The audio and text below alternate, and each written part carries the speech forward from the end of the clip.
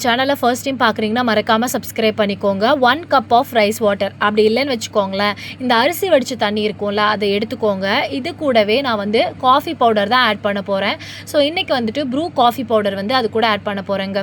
So நீங்கள் உங்கள் வீட்டில் என்ன காஃபி பவுடர் இருக்கோ அதை ஆட் பண்ணிக்கலாம். இந்த காஃபி பவுடர் தான் ஆட் பண்ணணும்னு எந்த ஒரு நெசசரியுமே கிடையாது. ஸோ மொத்தத்தில் ஒரு காஃபி பவுடரை ஆட் பண்ண போகிறோம்.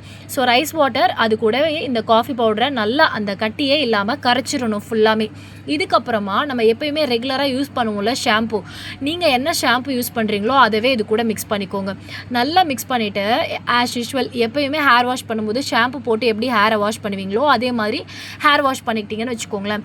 ஹேர் பார்க்க நல்ல ஸ்மூத்னிங்காக இருக்கும். அதே மாதிரி நல்ல டார்க்காக இருக்கும். லைக் நிறைய பேருக்கு இந்த கிரே ஹேர்லாம் இருக்கும்ல, அதெல்லாம் லைட்டாக ஒரு மாதிரி மைல்டாக டார்க்கான மாதிரி இருக்கும். ஃபங்க்ஷனுக்குலாம் போகும்போது இந்த மாதிரி பண்ணிட்டு போகணுன்னு வச்சுக்கோங்களேன், ஹேர் ரொம்ப ஸ்மூத்தாக இருக்குங்க. அண்ட் ட்ரை பண்ணி பாருங்கள் எப்படி இருக்குன்னு மறக்காமல் எனக்கு கமெண்ட் செக்ஷனில் கமெண்ட் பண்ணிடுங்க.